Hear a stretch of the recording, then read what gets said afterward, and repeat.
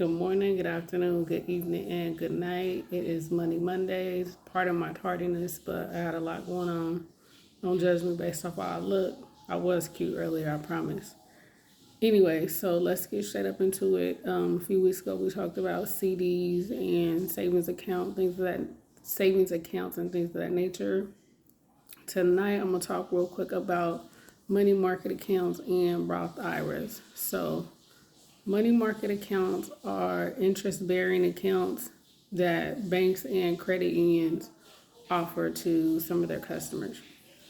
They pay higher interest than a traditional savings account, and you also get certain privileges like being able to write checks off of the account as well as using a debit card that will be linked to the account. However, it does have certain restrictions such as a minimum balance and limiting how many transactions you can make off the account. The point of a money market account is to be able to sit your money somewhere, still be able to have access to it because it is liquid. Remember, we talked about liquidity and things being able to access your money.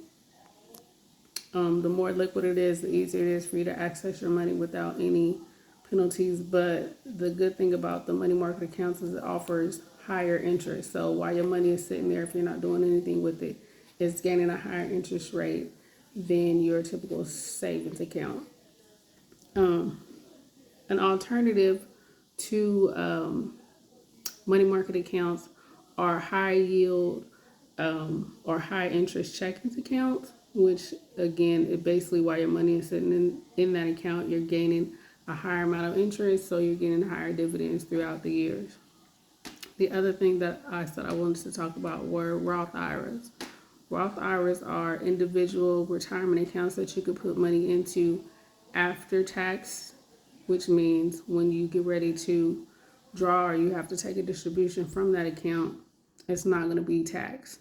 Now, I say that with the caveat of money you put in won't be taxed, but while it's sitting in that account, if you haven't invested in stocks or mutual funds and those things happen to earn interest or pay dividends and that money comes out with it, then you're taxed on that. So anything that you put in, not taxed. Anything extra that you take out that you earn will be taxed.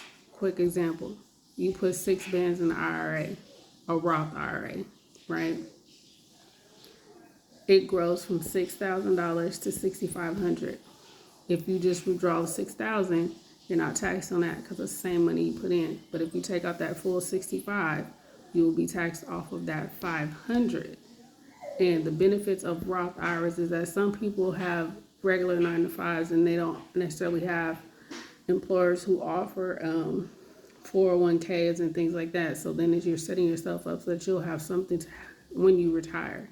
You know what I'm saying? Because let's be clear, Social Security is not going to be there by the time it's time for us to retire. Again, I'm looking at this here and I'm like, oh my gosh, but I promise you I was cute earlier. Back to the Roth. And then even if you do have an employer that offers you a pension and a 401k, there's nothing wrong with diversifying. The first diversification is key. You have to have multiple streams of income. And so say you have mostly stocks in your 401k that your employer is offering to you. Diversify. Put mostly mutual funds in that Roth. That way when one is down, the other one is up. It's a balancing game. And not only that, anything with retirement is long range. You look in long range, 20, 30 years. So you may have a dip in year 5, but you should be able to come back up by year 10. You get what I'm saying? I know I'm all over the place, kind of rushing through, but it is what it is. But back to what I was saying with the Roth. When you start putting money in there, you can just sit it in a savings, or you can direct it to where you have some of that money going to stocks, some of them going to mutual funds. Everything that I talked to y'all about, I've already done, and most of them I'm still currently doing. Actually, all of them I'm still currently doing. Like right now, I have a Roth through brokerage house. I'm not gonna name their name because they're not paying me for advertising, so why would I do that? But in that particular Roth, I have it going through a mutual fund that has a little bit to do with some technology, has a little bit to do with pharmaceuticals, has a little bit to do with just service industries, things like that. So diversify in your Roth and in your 401k if you have to direct it yourself. Diversification is key. I know this was super fast. I know I talked real fast. For that, I apologize. But it's been a hectic day. Do your own homework, do your research. All I'm doing is giving you information. The way things now are nowadays, again, Social Security is not going to be there when it's time for us to retire. So you need to be putting your money somewhere. And if you are not fortunate enough to have an employer that is offering you a 401k, go ahead and set yourself up with a Roth IRA.